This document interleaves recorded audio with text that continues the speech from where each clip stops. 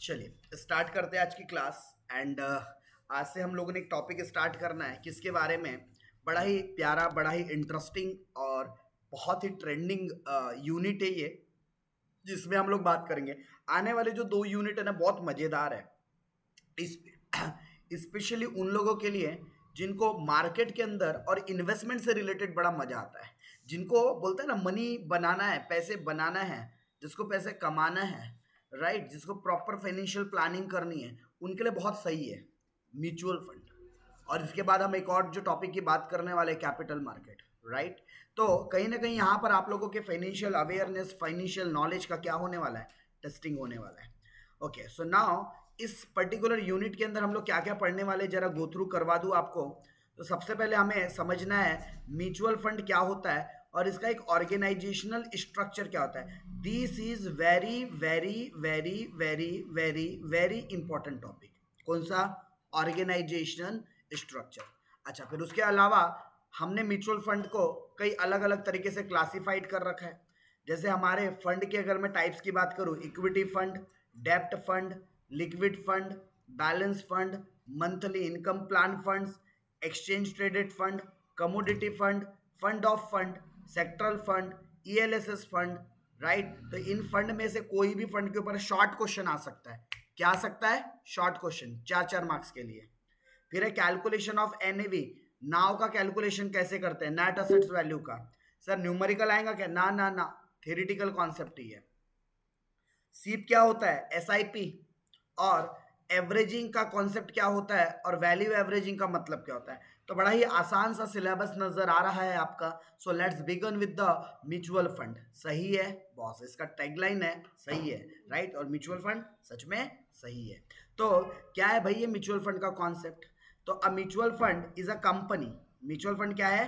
एक कंपनी है, राइट, जो कि क्या करती है। Mutual fund is a company जो कि एक पुल बनाती है। पुल मतलब क्या करती है? एक समूह, एक ग्रुप बनाती है, राइट। और इस ग्रुप और समूह में क्या करते हैं mutual fund company? Create a pools, pool of money, जहां पर बहुत सारा पैसा वो क्या करती है? इन्वेस्टर से जमा करती है, राइट। चलो मैं इसको ना, ये यहां से थ्योरी पढ़ने से पहले आपको मैं बता दूं कि होता कैसे म्यूचुअल फंड के अंदर। एक कंपनी होती है जिसे हम असेट्स मैनेजमेंट कंपनी बोलते हैं या म्यूचुअल फंड कंपनी बोलते हैं। ये कंपनी है, कौन सी कंपनी है? म्यूचुअल फंड कंपनी है। अब ये कंपनी क्या करती है? लोगों से अलग अलग तरीके के फंड क्रिएट करती है, ठीक है। अलग अलग तरीके के क्या करती है? ये फंड क्रिएट कर रही है। There are so many different different funds. जैसे कि मैं कुछ फंड की बात करूं तो कुछ इक्विटी फंड, कुछ डेब्ट फंड, कुछ हाइब्रिड फंड, कुछ ऐसे अलग अलग तरीके से ये क्या करती है? ऐसे अपने पास पूरे पैसों का एक पुल बनाती है जिसको मनी पुल बोलते हैं, राइट। जिसमें सिर्फ और सिर्फ क्या होता है? पैसे होते हैं। ऐसा समूह, ऐसा ग्रुप जहां पर सिर्फ और सिर्फ पैसे ही पैसे हो। तो ये म्यूचुअल फंड कंपनी करती क्या है? पहले ये पैसे मंगवाती है किन से? इन्वेस्टर से। ये इन्वेस्टर्स है, ये सारे ऐसे हजारों लाखों करोड़ों इन्वेस्टर्स क्या करते हैं? म्यूचुअल फंड कंपनी के अंदर पैसे डालते हैं, राइट। इंडिया में एक दो म्यूचुअल फंड कंपनीज नहीं है। ऐसे कि अगर मैं बड़े प्लेयर्स के नाम की अगर बात करूं तो there are hundreds of mutual fund company और there are thousands of their products. 100 तक कंपनियां हैं और हजारों तो उनके प्रोडक्ट्स है, राइट, और करोड़ों तो उनके कस्टमर्स है। तो ये सारे इन्वेस्टर्स जो म्यूचुअल फंड कंपनी के कस्टमर्स होते हैं, all they are money put their money into a one fund, या we can say in a different fund. they are providing this fund to the mutual fund company, and now the role of mutual fund company is, mutual fund company क्या करेंगी? ये जो पैसा जमा हुआ है, इस जमा पैसे में से अब वो एक एक करके अमाउंट अलग अलग जगह पर क्या करते चलेंगी? इन्वेस्ट करते चलेंगी। और जो अलग अलग जगह से इन्वेस्टमेंट हो रखे हैं, उन जगह से जो भी रिटर्न आएगा वही रिटर्न वो किसको प्रोवाइड करते हैं? अपने इन्वेस्टर्स को करते हैं। तो सर जब बात ऐसी है कि म्यूचुअल फंड कंपनी भी अल्टीमेटली हमारे ही पैसों को इन्वेस्ट कर रहा है, तो क्यों ना हम ही डायरेक्टली खुद ही इन्वेस्टमेंट कर ले जिस पैटर्न पे म्यूचुअल फंड कंपनी करती है। बेटा म्यूचुअल फंड कंपनियों का इन्वेस्टमेंट करने का पैटर्न और तरीका डिफरेंट होता है। उनके पास इतना बड़ा फंड और इतना ज़्यादा उनके पास कैपिटल होता है सबका जमा करके कि वो एमआरएफ जैसे कई थाउजेंड्स कई लैक्स ऑफ शेयर्स खरीद सकते हैं, इतना उनके पास फंड होता है, राइट। और आपके पास अकेले से ढंग से अगर देखा जाए तो पेनी स्टॉक्स भी नहीं खरीदे जा सकते, ऐसे फंड होते हैं आपके पास। तो म्यूचुअल फंड को सही बोलने का कारण ये है कि ये फंड को बहुत अच्छी तरीके से क्या करता है, डाइवर्सिफाइड करता है।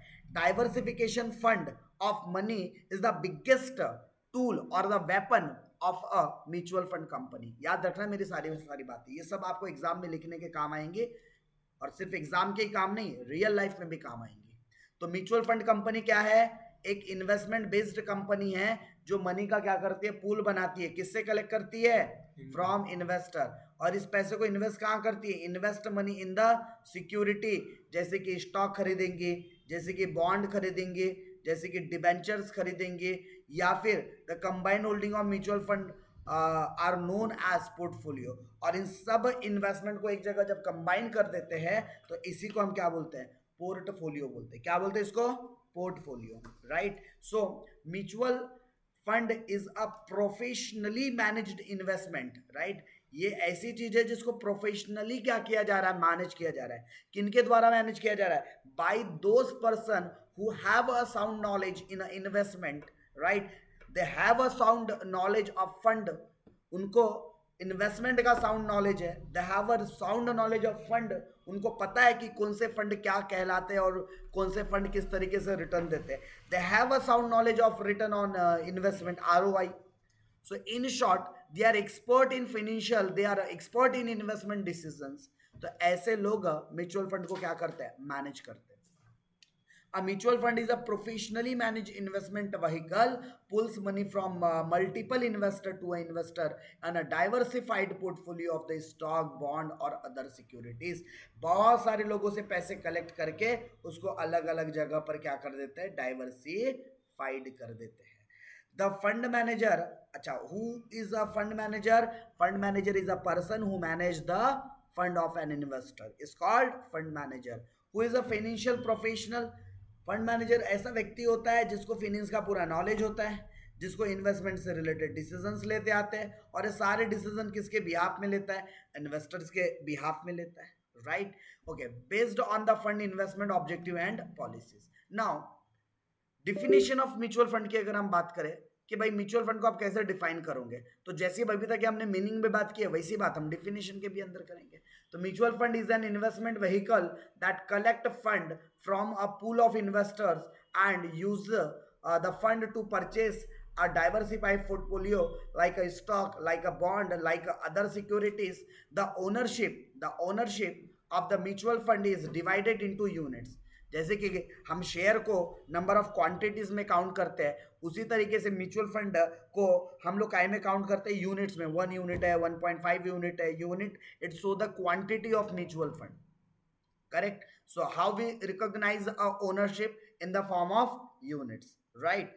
ओके, आगे, and investor receive unit based on their investment amount, right. जैसे इसको एक एग्जांपल से मैं आपको समझाना चाहता हूं। आपने एनजे फंड में इन्वेस्ट किया है, कितने रुपए इन्वेस्ट किया है, से मैं बोलता हूं आपने 1000 रुपीज इन्वेस्ट किया है, और एनजे फंड का जो वैल्यू चल रहा है, एक यूनिट इज इक्वल टू, इसकी वैल्यू चल रही है एग्जाम्पल के लिए 12 रुपए।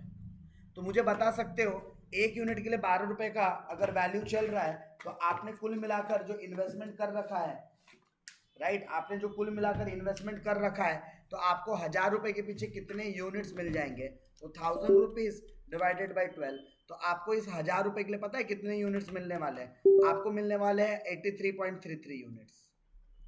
ये क्वांटिटी हो गई।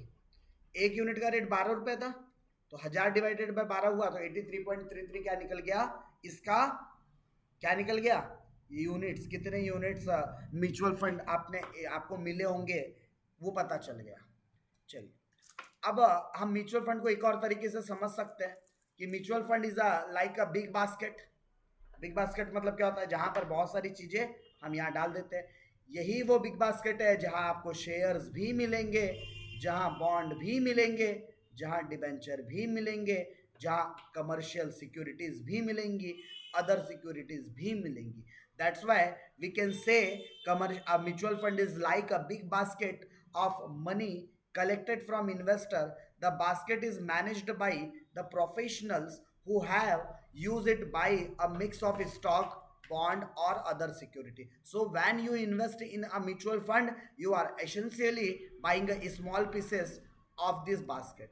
जैसे आप ये म्यूचुअल फंड खरीदते हो तो इस बास्केट में का आपने एक छोटा हिस्सा खरीद लिया है, राइट। जैसे एक बास्केट बना है, इस बास्केट में रिलायंस के शेयर्स है, एचडीएफसी के शेयर्स है, एक्सिस के शेयर्स है, हिंदुस्तान यूनिलीवर के है, एमआरएफ के है, और न जाने आईआरसीटीसी के है, और न जाने ऐसे कितने भी अलग अलग कंपनियों के यहाँ पर क्या है फंड है, ऐसे कई कंपनियों के फंड है।